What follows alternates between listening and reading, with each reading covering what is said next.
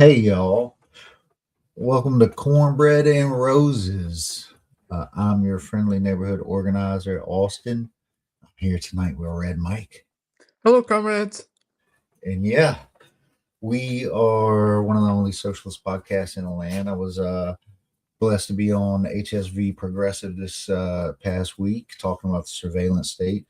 And we are the most that's in Alabama. And we are the most unprofessional podcast in the land and probably the known universe. It's true. It is true. How has your week been? Pretty good. Winding things down before the Christmas break. I have a 5-day weekend ahead of me. And so I only have to work on Monday and Tuesday. Then I'm off for 5 days. And then after that, I have a 4-day weekend. So Blessings. That's some blessings. I've I'm got, going to be yeah, phoning it in for the next couple of weeks. hell yeah. Everybody should be able to have such, it's not privilege or luxury, just some time. And we all deserve that. We certainly do. And I'm Absolutely. glad you put that. Absolutely. I'm My goal for workers is always more money and fewer hours. Yeah, yeah. There's many countries that are at 32 hours a week now as full time, and there's some folks in our political positions, elites, whatever you want to call them, politicians, yada yada, that are pushing for The things. Epstein class. Well, they're not pushing for 32-hour work weeks, but we are, folks. We are. We got a weekend that weekend should be 3 days. I got to go today to a little flock camera tour. I got me. Look at that! Isn't that cute? Little 3D printed ornament for the tree. That I There you will go. take down. That I will take down when there's no more flock cameras or all the rest of them about. And they got a Discord. If you can't, but they got a Discord where if you want to get involved, huntsville.dflock.org. And yeah, you can learn all about that. I saw some other comrades that I recognize very, very well out there today as well, and there were quite a few new folks that I'd never seen before. So it's good to see. It's always good to see new people getting involved with, making the world a better place. And Absolutely. hopefully, some of them are going to be contacting to join the chapter. Always be recruiting folks. Always. I'm not Absolutely. sitting here with a coffee and a Coke and another Coke.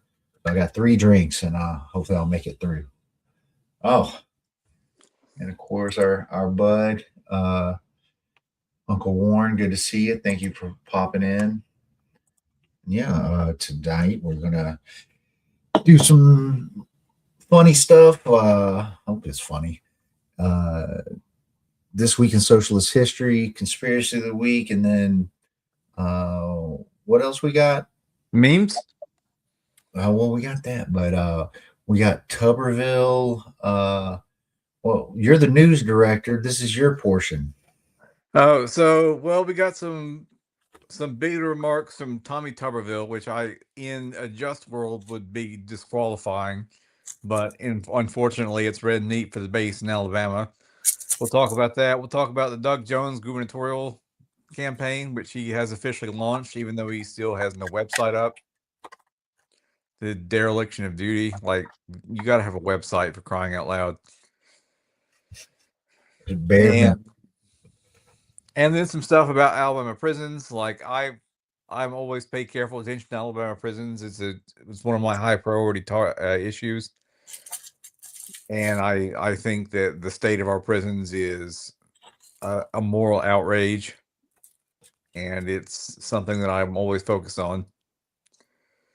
So that's kind of what we've got coming down the pipe. Well, let's see if we can get to it. Where are you at? Where are you at? Buttons. Who's got the button? There we go. Man, I'm trying to get my kids in this. Yeah. 250th anniversary, the Patriot game. Oh yeah. It's going to be fantastic. It's just, hey, I'm telling you, this is how we do it, right? We start with, we just get some kids from every state, a boy and a girl. It'll be fun. It's going to be fun. Next year though, ramp it up. Gotta have some bloody noses or something the year after. Who knows? Who knows where these things can go, folks? But yeah, the Patriot games are on. Wow. We got a little 1776 bonus to our active duty and on order service members. And hey, every dealership outside every military base right now. Attention, young Marines, 29% interest, only 1776 down. All Mustangs, 1776 down. Yeah, they took from the budget to like repair and upgrade facilities to give folks a bonus, quote unquote, saying it's from the tariffs, which is not. So, I mean, I'm glad. Hey, it's Christmas, I'm glad they'll be able to buy a Mustang or a turkey, what have you. But yeah, another little grift. So did we just forget the monopolies are illegal or something? Yeah. Did we forget? Good luck getting the Trump administration to go after monopolies. Oh yeah. So this the city added parking fees for the beach. So the residents protested, and we have I would say this is an upgraded parking system. If you can't tell. What is that? They just stuff sand into it? No, this is spray foam, spray insulation. Absolute sure. Because maybe I've thought about the uses of spray in spray foam, spray insulation. Maybe. Fair enough. Direct action gets satisfaction. Yeah.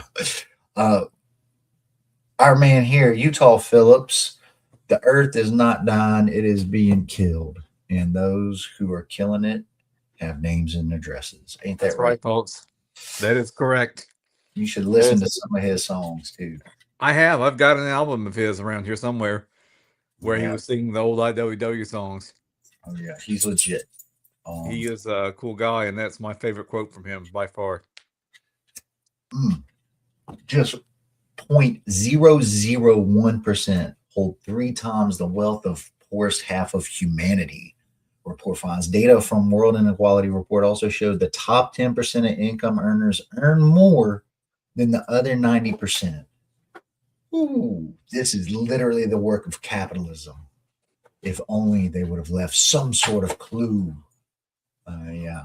Yeah, just limitless greed. It's never enough. They got to have more, even though they have more than half the poorest of the world. Imagine what we could do if we just relieved them of that money, which we could do at any time. I want them on Mars, or maybe maybe at the bottom of the ocean in a colony there. At your age, I worked 14 hours a day and never complained. Luckily, other people did complain. So stop romanticizing your lack of balls and stupid conformism, Grandpa. Hey, amen. Let's see. Trying to keep up. Just need 200 more trillion in all your fresh water and electricity. Yep. That's Sam Altman, by the way, if you don't know, the CEO of OpenAI. Who uses ChatGPT to raise his child. And is accused of, and I'll say this again, is accused of essaying his own sister, who is currently suing him. For some reason, that doesn't get mentioned with him often enough. Yeah. Take all of the chat, all of the GPT, either one, both. Take it. Go, girl. We got Chat GPT now linked to way more deaths than the caffeinated lemonade that Panera pulled off the market in disgrace. Yeah. I actually had a talk with a couple of my kids today about AI and how bad it is, and they listened to me, which is nice. They still wanted to argue with me. They're like, "How is that? How if we look up something that's cheating?" I said, "Well, it's cheating yourself because it makes you dumber and takes away your critical thinking and your memory, your ability to remember things, and on and on I went on my parental rants that that's how I do this here. Is like I rant to the kids, and then I just come on here and repeat the same things. Fair enough. It's rehearsal.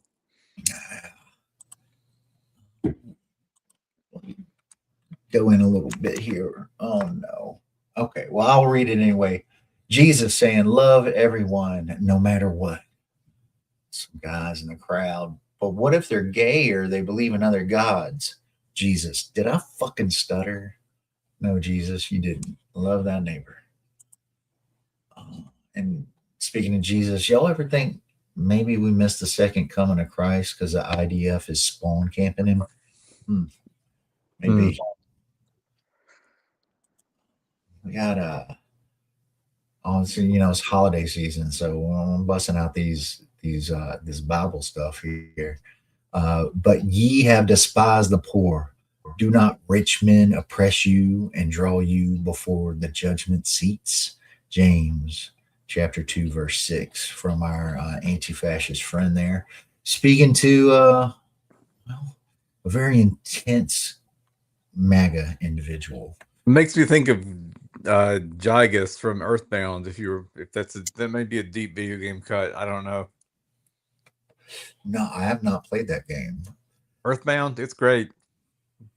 Also, like, there's a socialist gaming subreddit, which is great. If you want, like, there's good discussion on there, but also like so many games are like socialist. It's amazing how many games are socialist from video. Check that out. Yeah, it's got some good stuff. I've been wanting to play. There's a game, Secret Hitler. That came out probably a decade ago now. It's a board game that I've been wanting to play with people. But yeah, check it out. We got billionaires, the leech. I can't wait to replace you with AI on the worker, sucking us dry. Yeah, they think their dream is in grasp, and that's why they're sinking all of their money and all of our potable water into it. Yeah, it is wild. Well, I've been reading a little bit, so I don't know why, but I read like financial newspapers and things like that, and quite a few people are shorting AI. So I think a lot of people are seeing the bubble. I think Teal pulled his money about a month read about that. Yeah. So yeah, the bubble is supposed to be at least 17 times bigger than the .com bubble. So 25% of stock growth this year alone. So yeah. I love it when they lose money. Yeah. Not sure how the fallout will look, but people are already losing jobs, So right. We got Captain Bondi's. Oops, all redacted. And the last one. Oh, did I skip some? Whatever.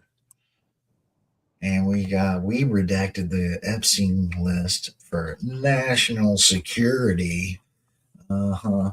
There's already fallout from all that occurring, which is great. Yeah, even the chuds are mad about it. They certainly are. They certainly are. Talk about leftist infighting. How about some rightist infighting? There's been quite a bit of that lately. Like Ben Shapiro went to the Turning Point USA event and called out Candace Owens and Tucker Carlson, and Carlson responded. Like there was some beef at the Turning Point event, which was funny to see. Let them fight, I say. The girls are fighting. The girls are fighting. Right.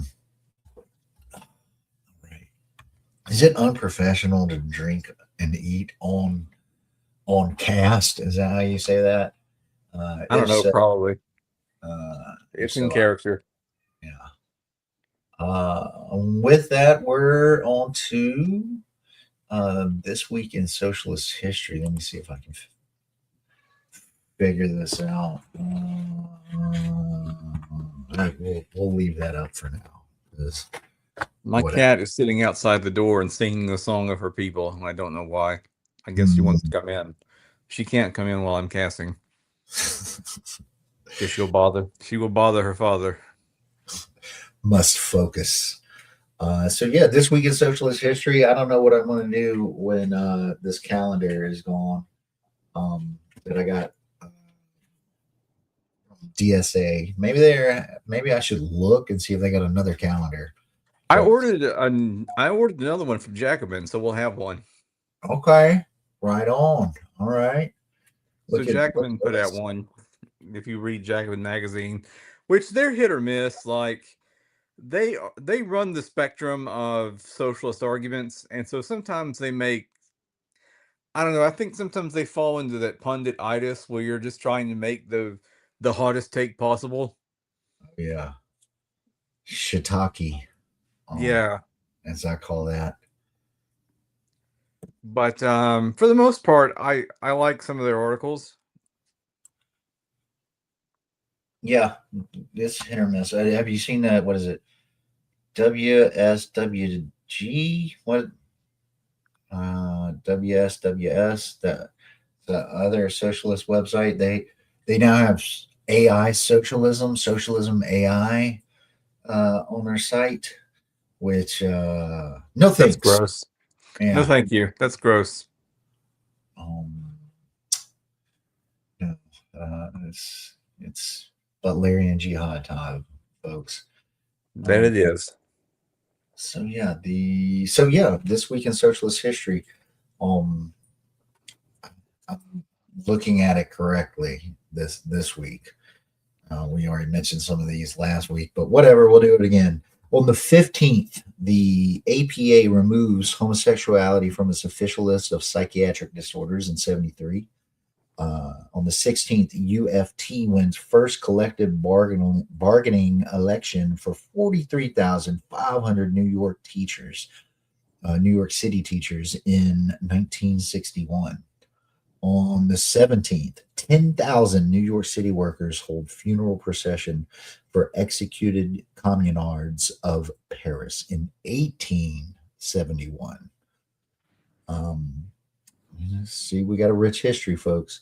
On the 18th, Danish activist theater group Solvognen brings Santa Claus Army to the streets to protest unemployment and capitalism in 1974. You know, some arguments about is Santa socialist or other. But on this day on the 18th in 74, he was socialist. On the 19th, CUNY begins open admissions in response to mass student protests in 1969. On the 20th, 33,000 workers in TWU Local 100 begin, quote, illegal strike of New York City transit system in 2005. And this one right here, we're going to talk a little bit about this one. On the 21st, Thomas Sankara, anti-colonial leader, socialist, and president of Burkina Faso, born in 1949, baby boomer. yeah, this guy here. You've probably seen him before. The beret, usually decked out in his camo. His former military officer, Marxist Pan Africanist revolutionary who served as president of Burkina Faso from 83 following his takeover in a coup until his assassination in 87. He was appointed prime minister of the Republic of Upper Volta in 83. Disputes with the sitting government that resulted in his imprisonment. While under house arrest, a group of revolutionaries seized power on his behalf. He didn't even have to ask. Look at that.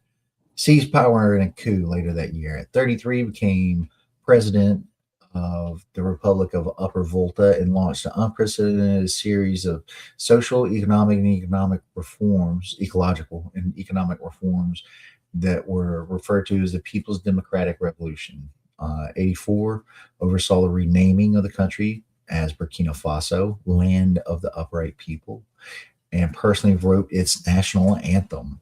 I'm going to touch on that in a second. Its foreign policy centered on anti-imperialism and rejected loans and capital from the IMF. He welcomed some foreign aid in order to boost domestic economy and diversify sources of assistance and make Burkina Faso self-sufficient. He focused on famine prevention, land reform, agrarian expansion, getting rid of poll taxes, vaccines, schools, building schools, health centers, water reserves, infrastructure projects. He planned to help, I'm going to say he, they, them, planted 10 million trees. He got rid of female circumcision, forced marriages, and polygamy. Some pretty great stuff. Got public officials up on charges of graft and political crimes and corruption.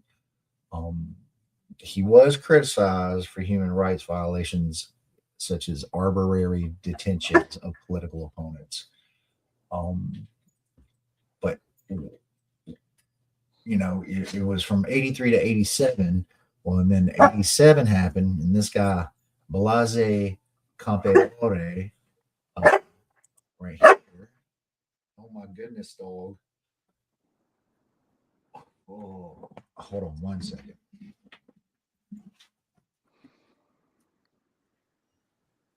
Hey, they want out or something. Goodness, sorry about that. He took power in 87 when Sankara was killed, and was part of a triumvirate, very Roman, with Henry Zonga and Jean-Baptiste Boucare Lingani. In 86, he had them arrested, plotting to overthrow the government, which is, you're in the triumvirate running the government, right? Right. That you overthrew, or at least it fell off a truck and you picked it up. Right. You got two of the votes against the one guy. I don't know if they're trying to overthrow the government, is just not listening to you. Wow. His party was said to be Marxist Leninist, is the Compaoré guy. But also with this, this is the 87 Burkina Faso coup where Sankara was killed. But this guy, Compaoré, he was a bandmate in 2E3 jazz music group with Sankara. Is this the first time? Is this like the biggest band breakup ever? Maybe. But it goes on, of course I'm like, well, I haven't seen the United States mentioned yet. What was the name of the band? 2E3. Suddenly Jazz. Yeah, suddenly or out of the blue. An adverb meaning such. So I think it's a little play, definitely a play on words, ain't it? Yeah. So he was killed with 12 other officials in a gun battle at the presidential palace. This is Sankara, which Campeore described as an accident, but his body was dismembered and he was buried in an unmarked grave. His family fled. In 87 or in 2015, it was shown that his body was riddled with dozens of bullets. Wow. Yeah.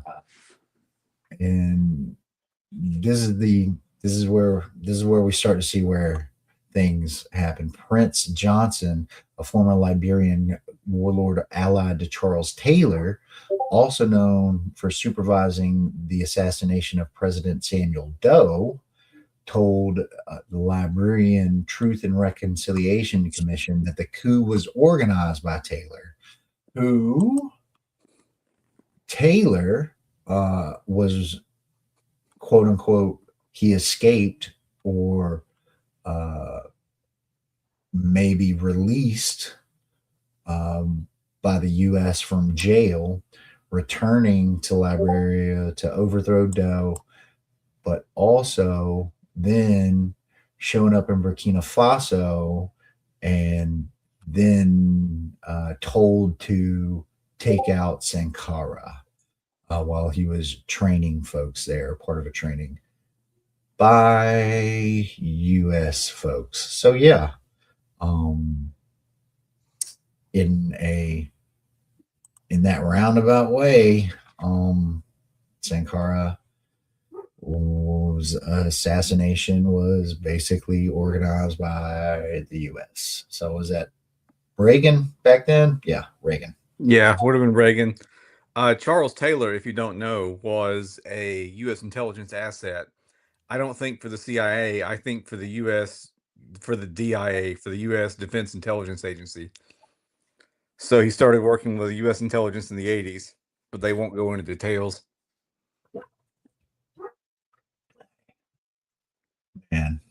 And yeah, with the,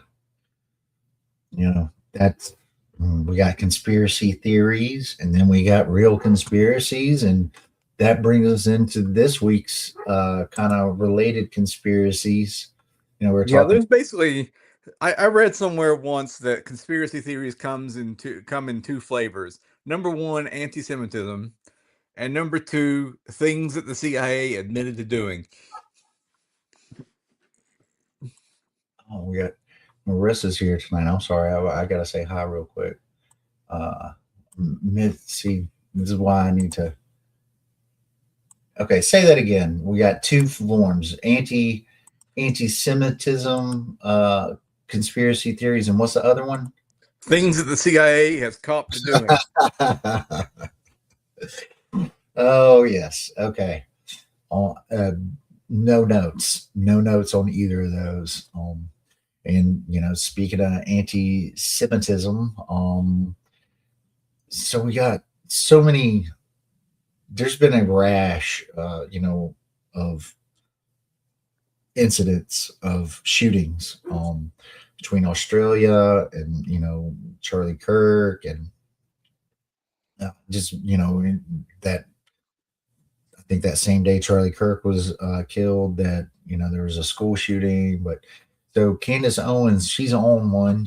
She's her and Piers Morgan have been getting into it about she's in just asking questions mode, Right.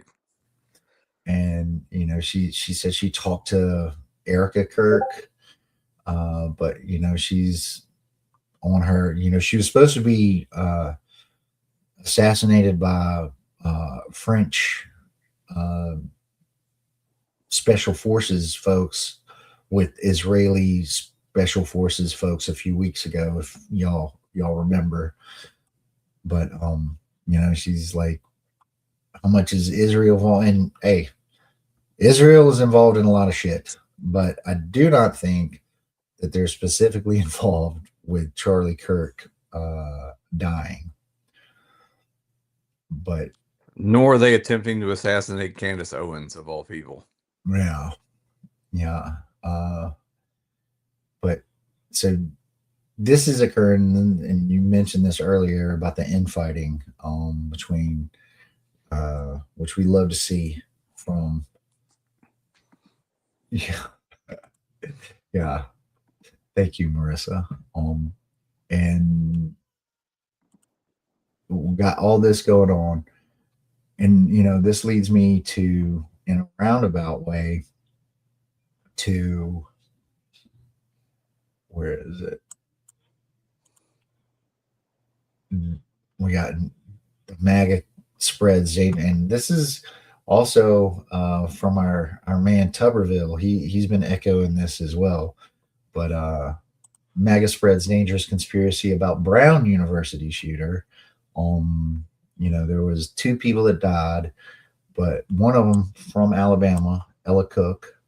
And I didn't quite understand, like, there's so much going on. Like, you got to stop and take a look to figure out, like, to peel back their little layers of whatever. Well, she was the vice president of the College Republicans of America for Brown. So that's where this is like. So this is the conspiracy is that the shooter was targeting her, even though like another person died. This fella, the Uzbek fella, Muhammad Aziz Umar Zokov, who is a neuroscience major. And then there's several other people that were injured. So, and this fella who killed these folks, he then also went and killed this guy, like 30, 50 miles away from Brown University, Nuno Loureiro. And the shooter actually went to school in Portugal and studied physics. Have you heard of this guy, this Nuno guy? No. Okay, so this guy, no, this is coincidences are wild, right? This guy went to school with the shooter in Portugal from like 95 to 2000, and then actually came to Brown at around the same time as him as well, and studied physics as a undergrad or a graduate. I'm sorry, but this guy, guess what his specialty was? I have no idea, other than what it just said at the top: nuclear science, cold fusion. Cold fusion. Yeah, for those who don't know, cold fusion is the dream is basically clean, limitless energy. Which guess who doesn't like that? The $1 trillion oil industry. So this is, I'm not saying that this shooter was, pushed and prodded into doing this, but it certainly is weird. Like he's one of the world's leading scientists on cold fusion. And he was at MIT. And then the shooter was found, and this guy got killed a couple days later. And then the shooter was found at a storage facility dead, right, and shot himself. I saw that. So and that's the thing is like, and I saw on Fox News, they described the guy. So the Brown shooting occurred. They couldn't find any clues or whatever. And then this guy dies. They don't say anything. And then it appears that Fox News described the guy as either a homeless guy or a janitor. Helped the cops to find this guy because he'd seen him walking around campus and thought he was weird and stuff. So just bizarre collection of events. But yeah, if Chat GPT can convince people to kill themselves and others, I wonder. Tinfoil hat off. Okay, I'm taking the tinfoil hat off. All right. But it is a bizarre collection of events, but life is, if anything, it is bizarre. Wow. Yeah. So yeah, that's the rundown. Oh my God, I got to figure out a way to be shorter. I thought I was being fast, but we're already 30 minutes in, folks. So where are we starting off? My news director. Let's start off with Tommy Tuberville, who is, it turns out, a disgusting bigot. And as I said previously, in a just world, these would be absolutely discriminating remarks. They would end his political career. But unfortunately, in Alabama, this kind of bigotry is popular. He said that Islam is not a religion; it's a cult. That Islamists aren't here to assimilate; they're here to conquer. To stop worrying about offending the pearl clutchers, we've got to, in all caps, send them home now, or we'll become the United Caliphate of America. Those were his remarks. So, in addition to that, he introduced the No Sharia Act in October that prohibits courts from enforcing the foreign law in the country, which is not a thing that happens, not a thing that there's a lot of scaremongering about what Sharia law is. That's not based on anything, but just bigotry. Tuberville also filed a companion bill, Preserving a Sharia-Free America Act, that authorizes the Secretary of State and other agencies to deny immigration benefits to people who advocate for Sharia law or have them deported. So if you want to live your life according to Islamic principles, no differently than a Catholic living according to the church canon law or a Jewish person living according to halakha, you can be denied immigration benefits or even deported if the bill becomes law. So he's been saying all kinds of just absolutely disgusting things about our Islamic neighbors. He's been roundly condemned for it. Doug Jones came out and said something about Islamophobia. CARE, the Council on American Islamic Relations, a civil rights group that advocates on behalf of people of the Islamic faith, placed him on a list of anti-Muslim extremists, he was the first sitting senator to be placed on that list. There's more of them, but congrats on number 1, Alabama. So yeah, and as the name of the episode is Badge of Honor, because Tuberville went to X and posted that he considered it a badge of honor that he was given this status as chief Islamophobe. So just too much time on his hands, clearly. Instead of trying to make policy into law for working class people, he's going around, thumbing his nose at the Constitution and basic human rights and whatever. I've served with Muslim folks. Muslim folks were, here before we were a country. So how they got here, not good. But Muslim folks have always been in the United States. He's just ridiculous divide and conquer of the working class through fear and propaganda. And yeah, he also did something down when he said some stuff about a school down in Birmingham that was trying to open up. Yeah, so the city of Hoover, no, I'm sorry, was it Hoover? I think it was. Yeah, so the city of Hoover had a council meeting at their zoning and planning commission to consider whether or not to issue a recommendation allowing an Islamic school to move into an office park that was located in the city. And it was crowded full of people who were there to express hatred of Islam and oppose the school. Some people had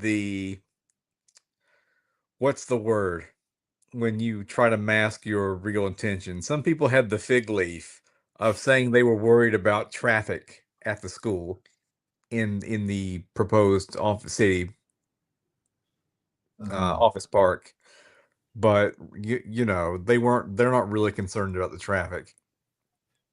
So No. there was a petition that circulated that garnered 1,848 signatures. Started by Jeff Wilson. Wilson was the one claiming that the traffic challenges in the area, that the presence of the new school would exacerbate, that it was his problem. We got a whole new So dog whistle with that. yeah. So of course, some people were not content to hide their bigotry and expressed concerns about there being Muslims in Hoover. So Johnny Paget was complaining that some of his neighbors had an Airbnb in which there was a Muslim wedding. And for he was like, we weren't there, luckily.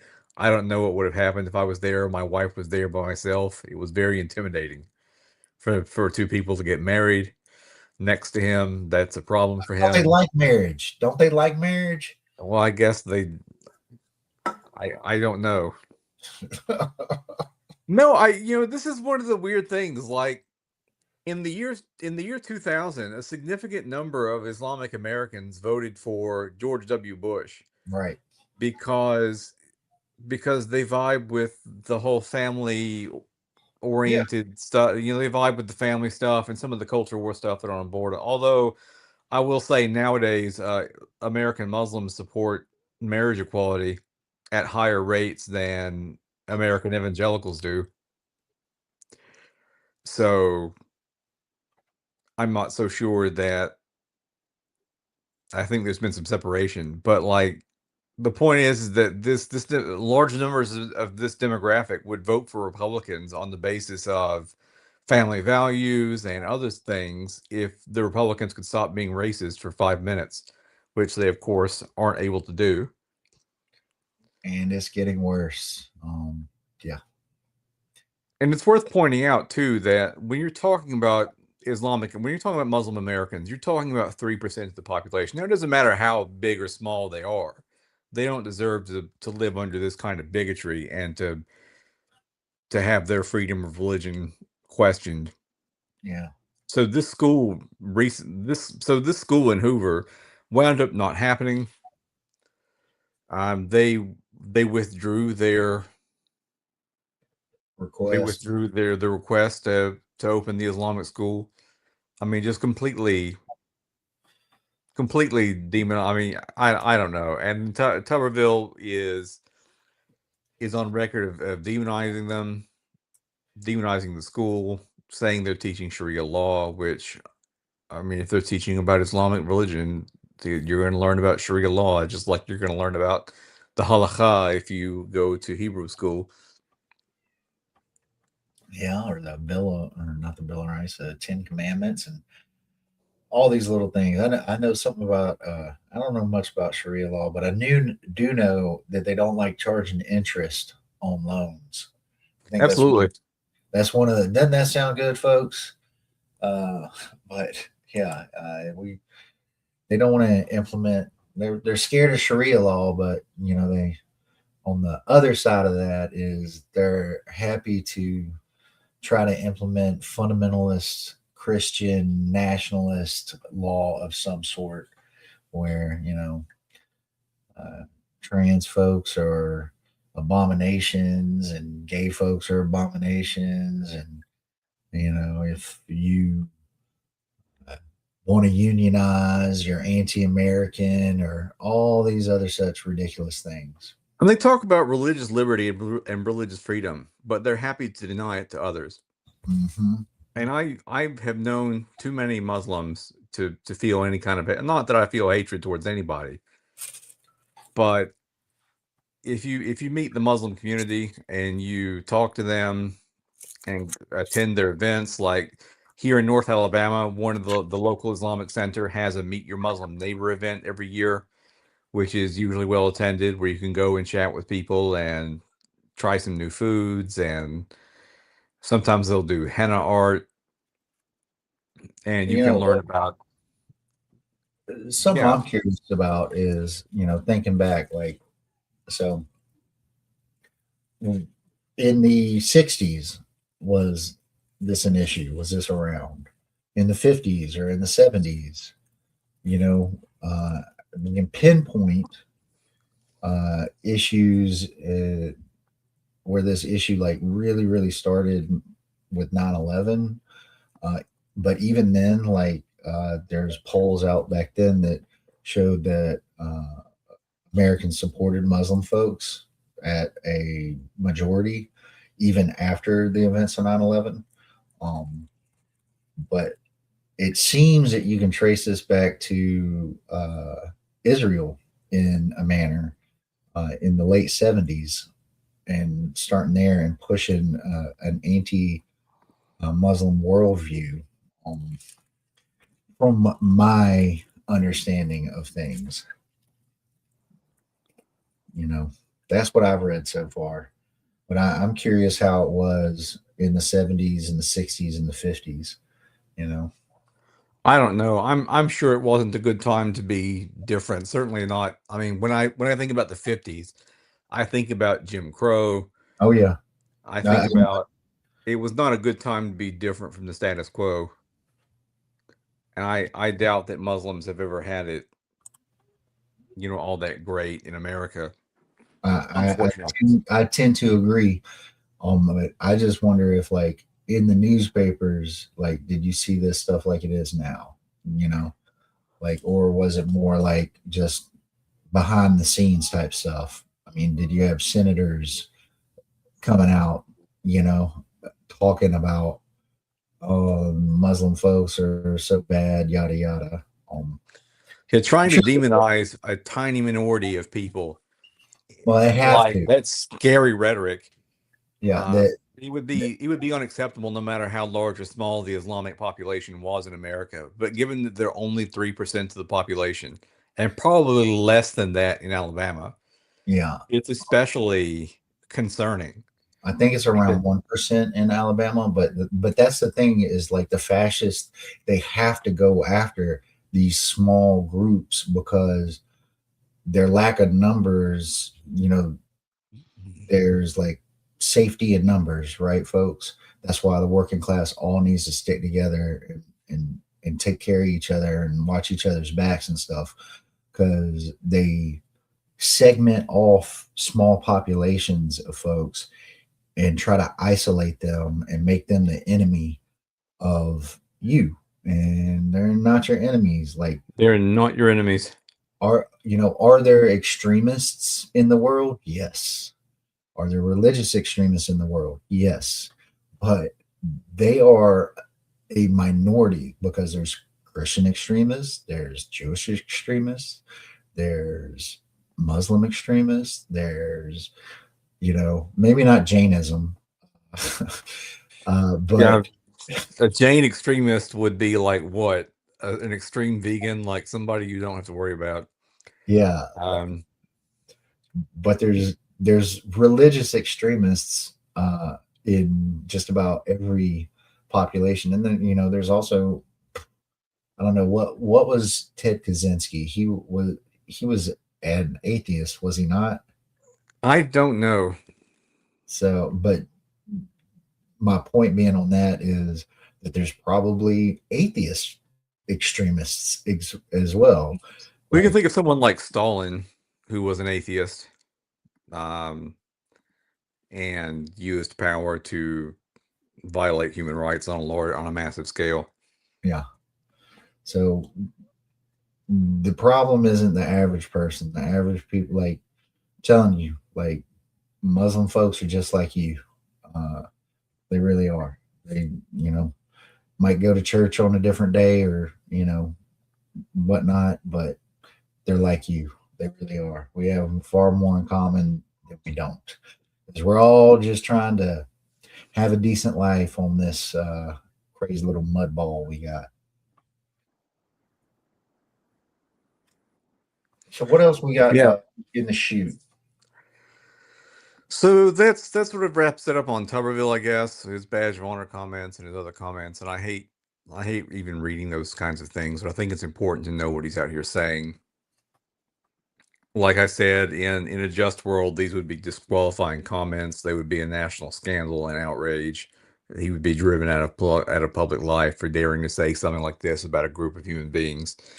But there are acceptable bigotries that you're allowed to. There are people who are targets right now. Islamic people and unfortunately trans people are bearing the brunt of this sort of hatred right now, and that is something that we need to push back against and be out here persuading people. And that's why it's good to go to these events like the Meet Your Muslim Neighbor and learn a little bit about Islam and diffuse this kind of hatred. Yeah. Go get some free food. Yeah, go get some free food, chat with some folks, and learn a little something. So yeah, like it's the billionaire class who is your enemy, not your Muslim neighbors. So yeah, since you've got it brought up, Alabama Democrats are showing signs of life. I am not convinced by this article.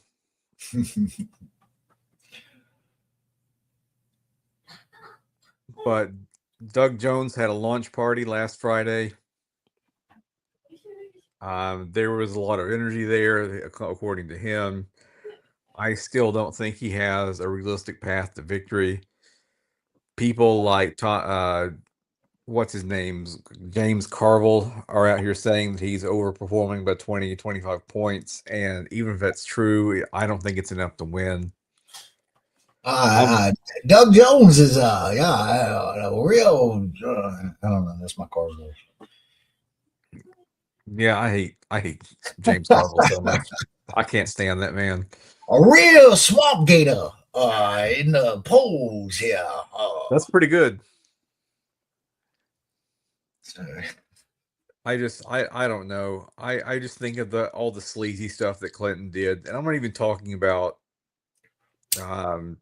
the affair, which was sleazy enough when with somebody who was in a position under you and may not have been able to say no to you in a meaningful way. Like that's sleazy enough, and not to mention the Epstein stuff. But I'm talking about like ending the so-called era of big government and gutting welfare. Mm-hmm. And the other horrible things. Super, basically putting the prison system on steroids, him and Biden powering that through. So yeah. We're talking about, but Carville, Carville's a capitalist, Yeah, and Carville was the one capitalism. Advising all of that stuff, that third way and third positioning things where you stick your finger in the wind and then give Republicans half of what they want, if not everything they want, and still be called a communist for it. Like none of that, and it's a lesson that Obama failed to learn, right? No amount of capitulation to the right ever got him any kind of prize from the right. Like at no point did they ever give him credit. No. They talked about his suit. And they're still talking about him with the ACA stuff. And yeah, clearly, we need a better healthcare system. But with that, it did get more people insurance, healthcare, and the lack of subsidies that were put in place when COVID came around. They're now, putting folks at $15,000 and up a year. I've seen some folks that their medical coverage is around $40,000 a year now, which 7.25 an hour, nobody can afford that. Right. So we asked for a single payer health care. We got rebranded Romney Care. Obama scratched off the word Romney and put in Obama. It was the Heritage Foundation's healthcare plan. And even that was derided as socialism. And they spent years chipping away at it until they finally, thanks to the capitulation from centrist Democrats who folded during the government shutdown, now those subsidies are going away, and we're right back where we started. So to me, the lesson to draw from it, or worse, yeah. So to me, the lesson is don't capitulate to the right preemptively. Like you may as well, they're going to call you a communist no matter what you do. So you may as well go whole hog and say, okay, we're going to implement single payer healthcare. We let Joe Lieberman defeat the public option for Obamacare. And then, when Harry Reid wanted to kick him off committees and punish him for that vote, which would have been reasonable, Obama stopped him in the name of comedy and turning the other cheek and that sort of high-mindedness that absolutely got us nowhere. So I have a dim view of the Democratic Party, and I admit this, and full disclosure, I am the local leader of I don't know what my official title is, but I am the chair of the local Green Party. Yeah, I'm the chairman Mike, of the local Green Party. So that should tell you what I think of the Democrats. And I've seen them just floundering in Alabama for what feels like decades now. It's been 25 years since we won the governorship, and it's been Doug Jones was the last person to win a statewide race, and it was a fluke. We know why he won, and we won because Doug Jones got caught chasing after teenagers. Not Doug Jones, Roy Moore. Roy Moore, yeah, I'm sorry. Joy here says, I cannot believe the thousands of dollars my ACA insurance pays to BCBS, that's Blue Cross Blue Shield, and I get to see a doc like twice a year or something. Yeah. And there is a point that's one of their talking points, right? Is like, oh, we'll give you the money. Oh, and we're not going to give you the money. You'll get a tax break, and you should be able to choose and all this. It's like it costs people on average about 20% of their paycheck to have health insurance in this country, and single payer would put it down to at least 5%, if not less. So yeah, why to line the pockets of millionaires and billionaires? That's how the system is designed, and it is working as designed. I sometimes say the system is broken. It's broken, but it's not really broken. It's working as it has been designed by rich folks. Yeah, I forget who was it that was much smarter than me who said something along the lines of the function of a system is what it does. Yeah. So you can tell what its purpose is by what it actually does. So yeah, Doug Jones at the top of the ticket again. So far I haven't seen anything inspiring from him. I think he'll win the primary handily. I think he has the greater name recognition over Dr. Boyd, unfortunately. Dr. Boyd is somebody who I respect for a Democrat that I respect quite a bit. Chad Chig Martin, I'm a little bit down on, but he has no chance of becoming the governor, let alone, he has no chance of winning the primary, let alone becoming the governor. So I expect Doug Jones to defeat Will Boyd. I expect him to have more money. I expect him to have the better name recognition, which matters. Before he got out of the lieutenant governor's race, A.J. McCarron was polling at like 31 points above the next person. And you have to figure that's based on name ID. So name recognition. Which fortunately he has dropped out of the race. He is going to go coach the Birmingham Stallions. The Stallions instead, a UFL team. So that's probably a good use of his time. More in his wheelhouse. Yeah.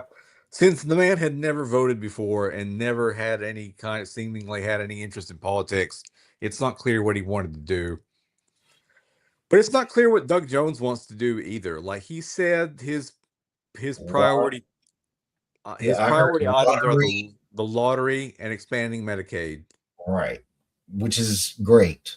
Those, I think, are two things. I think there's billions of dollars that leave the state for folks playing the lottery.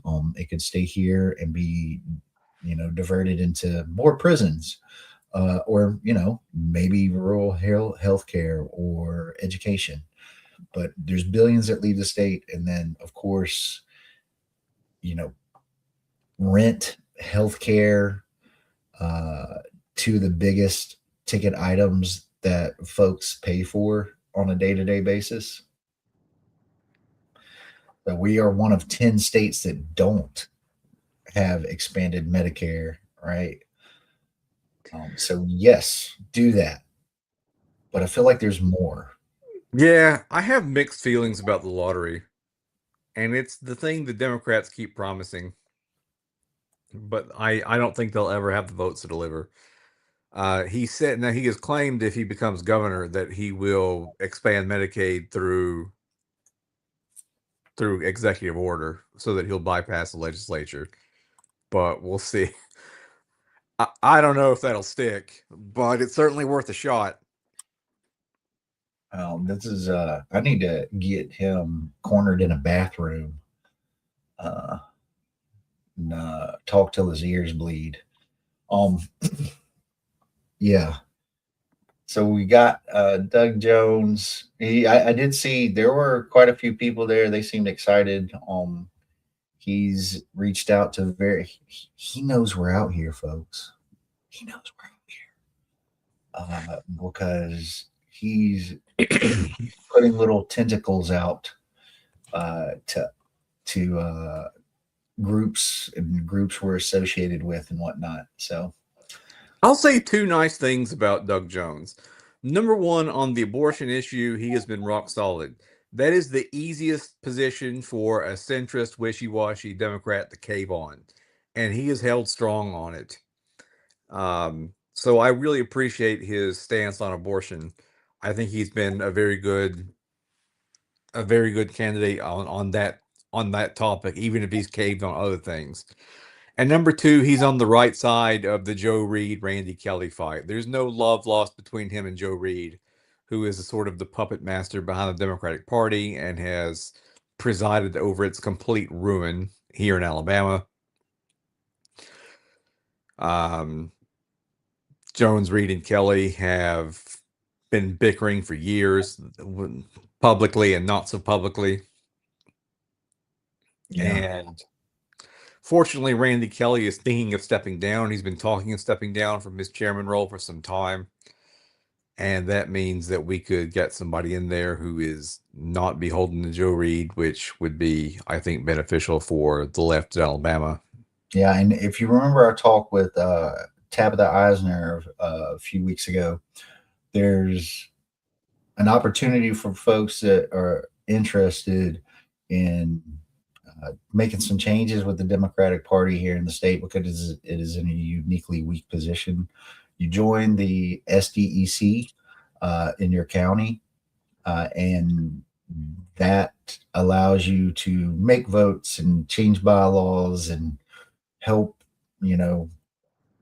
get candidates going and stuff like that. So I think there's a January cutoff for that, but there's opportunity.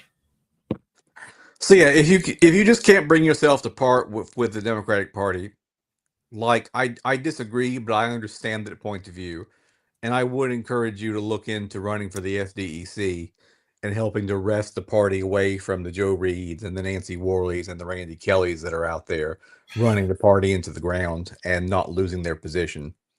Yeah. Like there, politics is the only field in which you can just fail and still stay where you are. Well, maybe that's not true, but it's at least very frustrating to see someone like Joe Reed still pulling the strings in the Democratic Party, despite a near perfect record of loss over the past 15 years and more. It's absolutely stunning because And I said, there's not any leadership or organization. Like if you saw the video of how they run a meeting, my kids can run a meeting better than they can, but that's how they run it because they railroad things and just, you know, ignore everything except what one dude wants.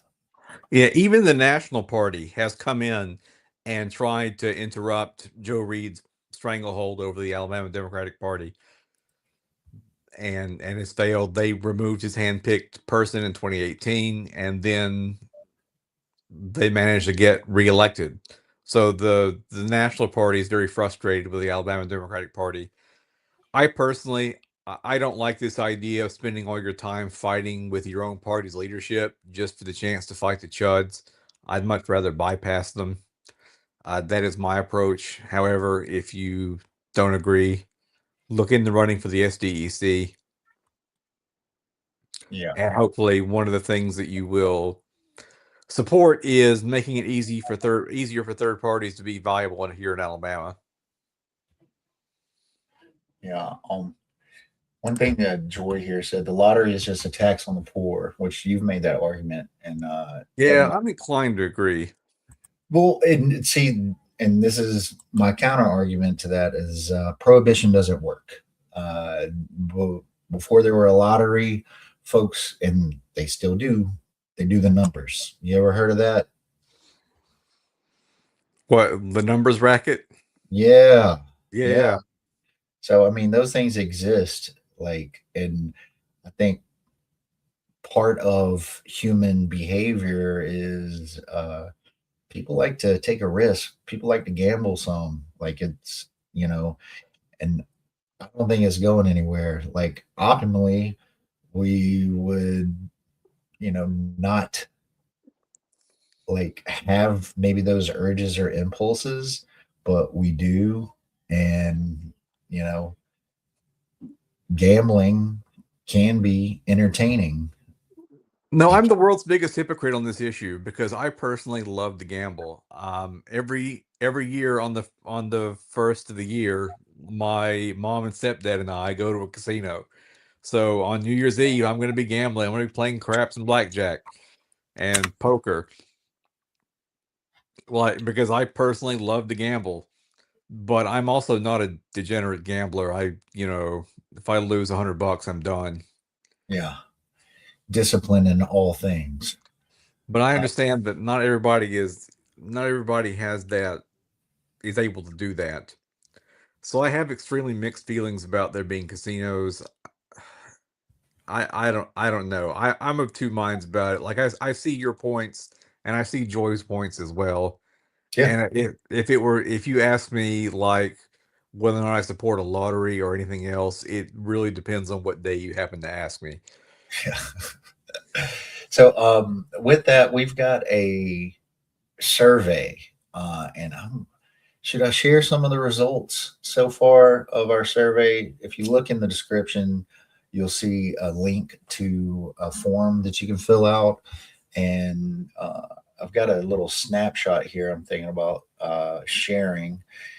We're looking to get at least 1,000 people to answer it in the state. But some of the early results, this is from just 87 results so far. We're over 100 now, uh, inching towards 200. But expansion, can't read all these properly, but expansion of Medicaid right there at the top, taxing the rich right there at the top. It's like the tier one stuff.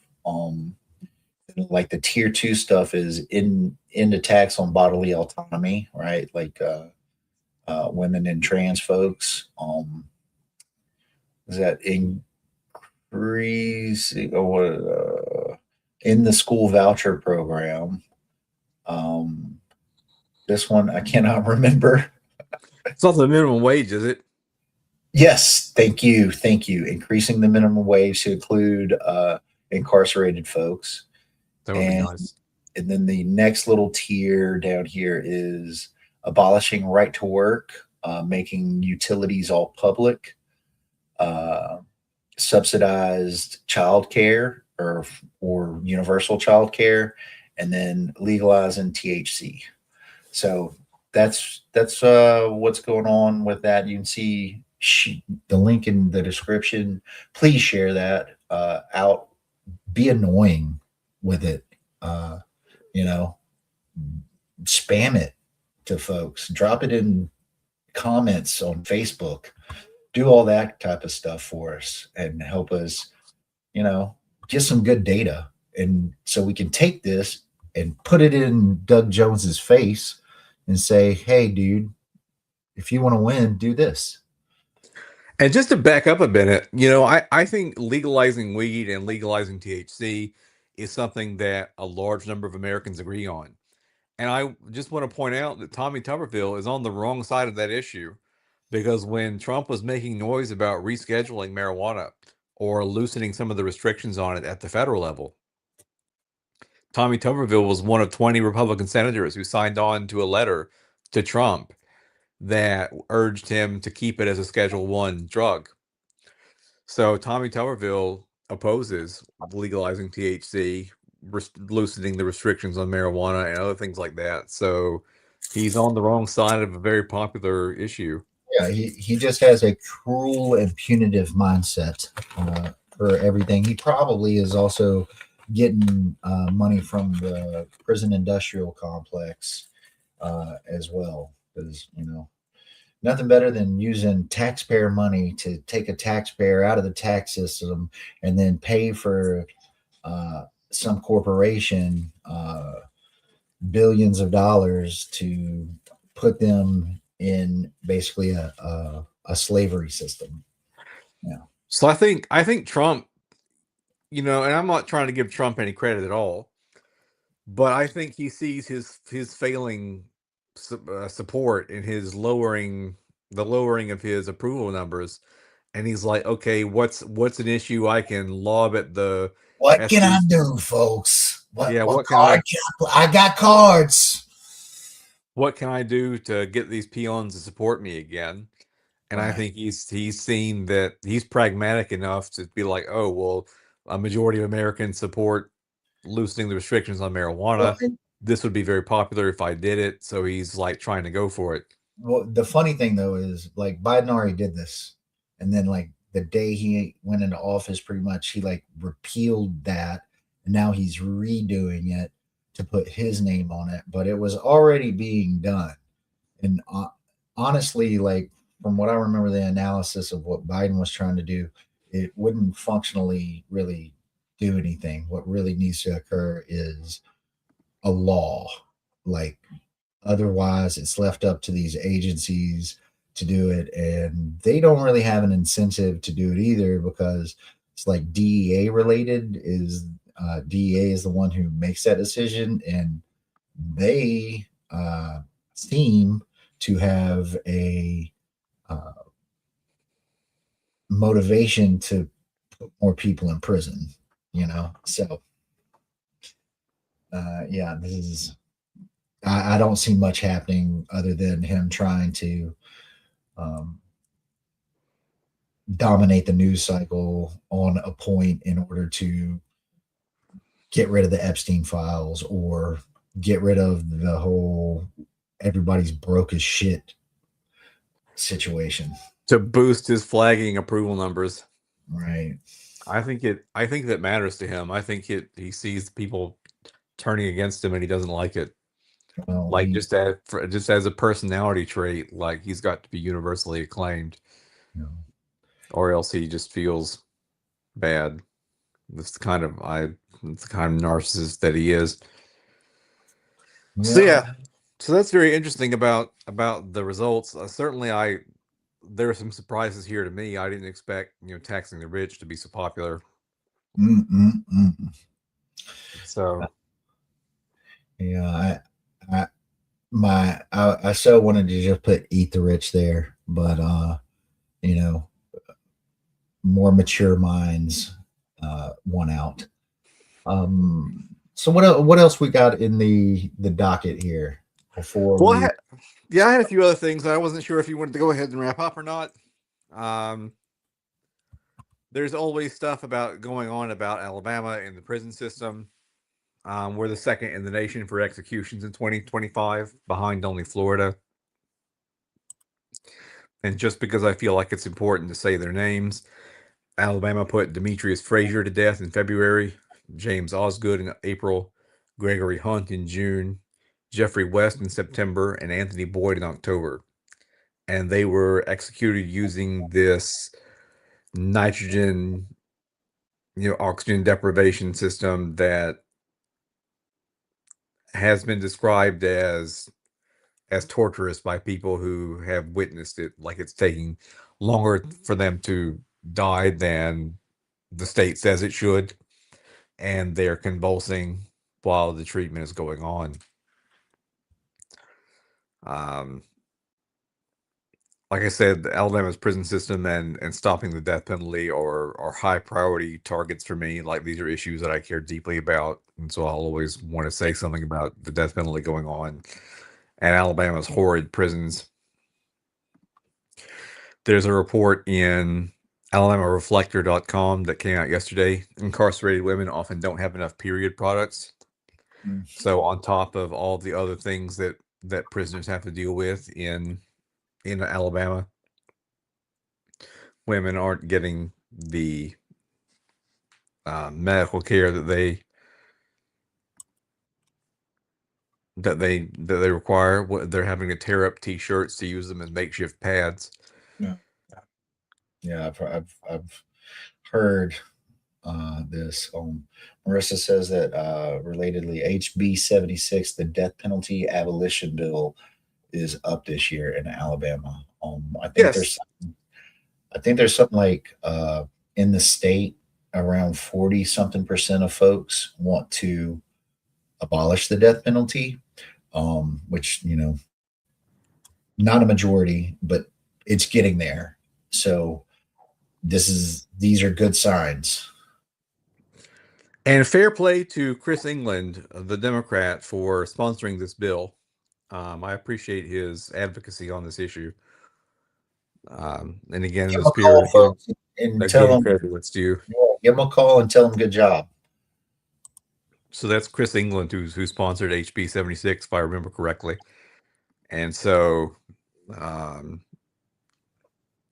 speaking as a member of the Green Party, fair play to him. Absolutely. Like Marissa says, definitely not holding my breath. And it's a great year for political education. I think so. I think we can, starting at 40% is not terrible. And there may be a good 10% of the population that are fungible if we reach out to them and explain to them how problematic the death penalty is. I think if some folks got to watch one of those, I think they probably change their mind pretty quick. And hear some of these eyewitness accounts of people who are under this nitrogen hypoxia scheme. And there is this fellow Malcolm Gladwell, kind of he's a writer, Canadian dude, has written some very famous books. He actually did a podcast recently, his recent season of revisionist history, where he actually talked to folks in Alabama, lawyers, people on death row, and the whole situation here. So if you'd like to listen to a professional podcast, I highly suggest that. It's really good. So yeah, Revisionist History, the latest season by Malcolm Gladwell, has a series about the death penalty here in Alabama. Wow. I'll be sure and check that out. And I think was it Beth Shelbourne? She's also somebody out there that has done a lot of work on that. And there's yeah, and then of course uh, there's a group. Oh, Marissa, help me out. Who are the folks out there that had the art project a couple years ago? Got some comrades that were part of it.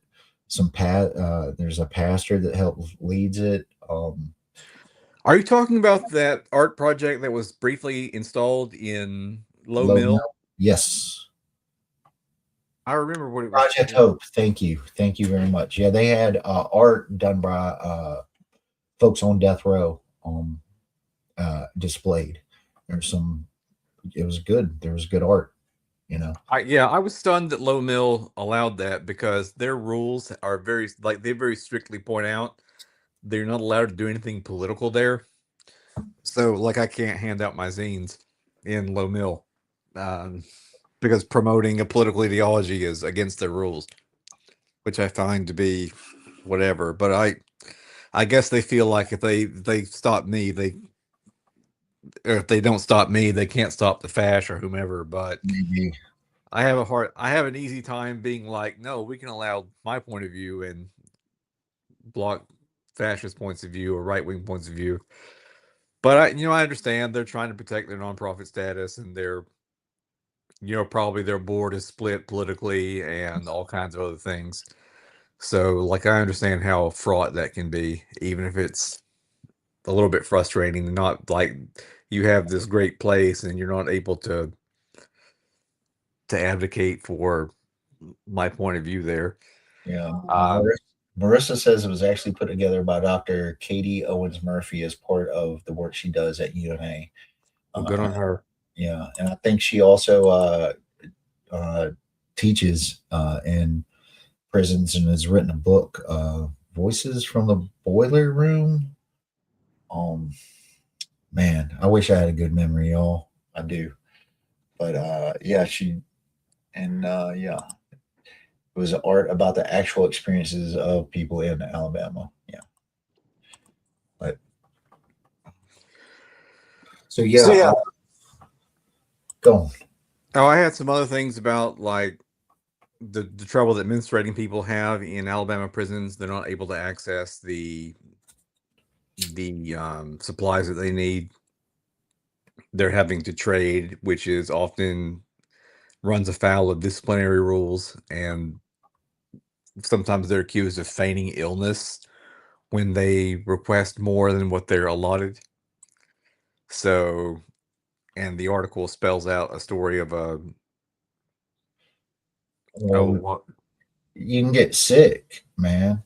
Like if you like, from what I understand, if like you use a product a little too long, it can like make you sick. well, yeah. I mean, so there was this one woman in this article that was experiencing heavy bleeding caused by cysts, and when she complained and asked to see a doctor, they put her in solitary confinement. So Monsters. yeah, just monstrous. Like the article goes on to detail people who are being punished for asking for more, for doing what they have to do in order to acquire more supplies. So it's just it's a mess.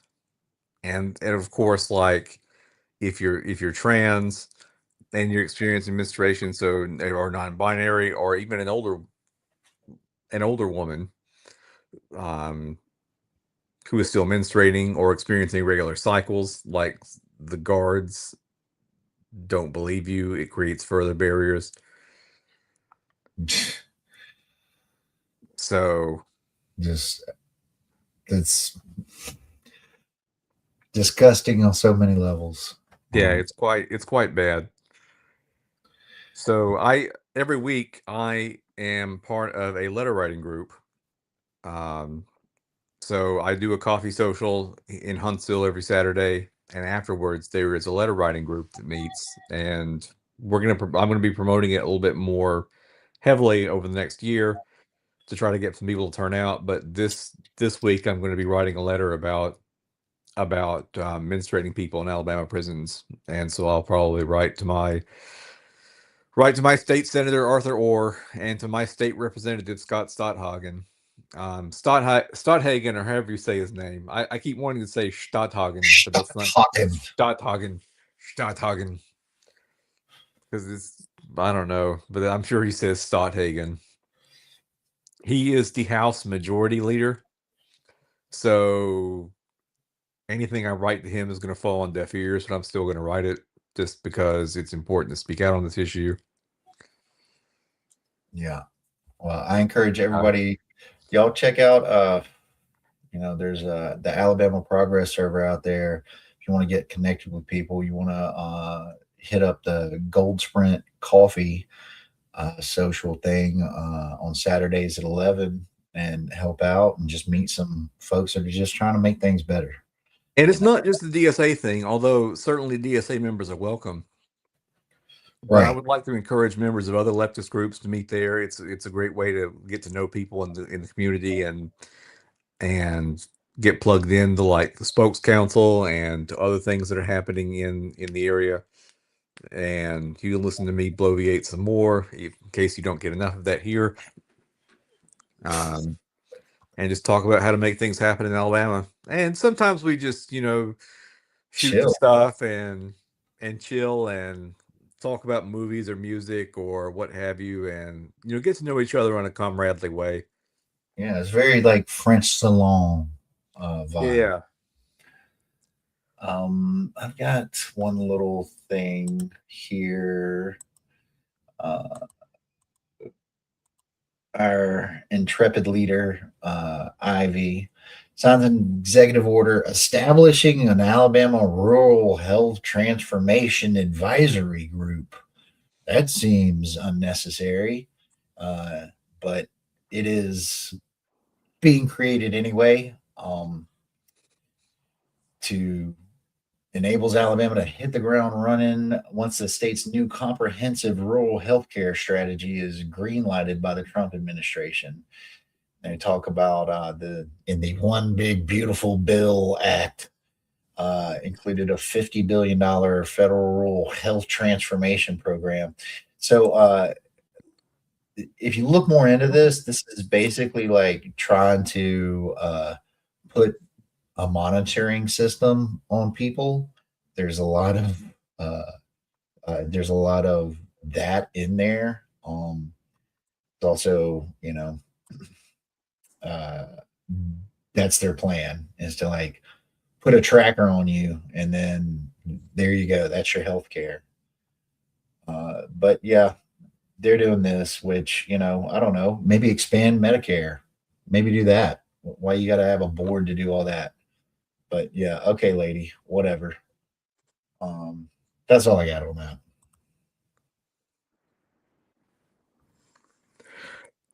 So that's about all I had. I mean, there's always plenty to talk about, but some of it can wait for next week. Yeah. It's been, let's see, by the time we're here next week, Christmas has, as will. We'll have Christmas already. We'll have been past. Yeah. All that. We'll have been both through Christmas and Hanukkah, because Hanukkah ends tomorrow night. That's right. Happy Hanukkah to our folks. And in Kwanzaa will have begun on the 22nd. Yes. 26th. So I think it will still be Kwanzaa next week when we're on. So happy Kwanzaa, happy Hanukkah to our Jewish comrades, and Merry Christmas to whoever celebrates that. Yeah. My I think mostly like Walmart and Amazon and Target celebrate Christmas. Uh, I just I just get to struggle through. Well, we were at the Big Spring Park today. I mentioned about going through the D Flock thing, but kids came down with us too, and there's down there. There's ice skating, $20 a person on which okay. One of my kids wanted to ice skate, and she had her friend with her, so we got them out there ice skating. But there's a ton of trees, some very questionable companies among them, but I really enjoy just walking around looking at the trees. And it only started a few years ago. I really wanted DSA to have a tree out there this year, but a few years ago it was across the park, and it wasn't that many, but now it's just blown up, and there's some really creative ones out there. So I encourage you, before the Christmas is over and whatever. I mean, we just got our ornaments on the tree like yesterday, so that's where we're at. Wow, we should get a DSA tree together. That'd be cool. Yeah, exactly. A green party tree as well. Yeah, they'll never allow it. But yeah, I encourage everybody to. I hope everybody gets time off. You know, and gets a little respite for this holiday season. But yeah, anything else, dog? I have one last thing, and I want to give a special shout out to the Bank Street Grill in Decatur, Alabama. So they are a restaurant, and every year they serve free Christmas dinners to the unhoused community and really to anybody who happens to show up.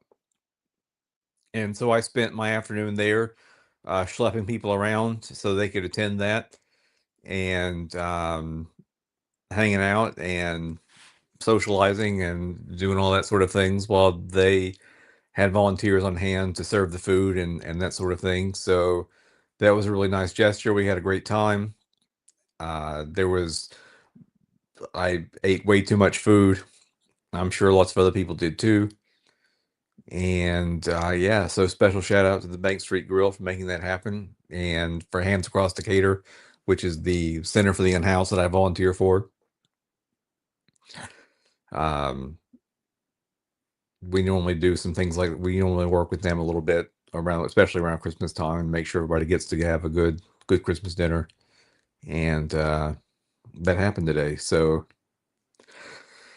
oh no, and we've lost Austin. So I guess it's up to me once again to close this out. It's been an hour and a half, so we're working on getting the show to be a little bit shorter. We did really good on Wednesday where we kept it under an hour, but this time there's more to say, I guess. So anyway, as we say around here, all the power to all the people. We the people break our chains together. Solidarity forever.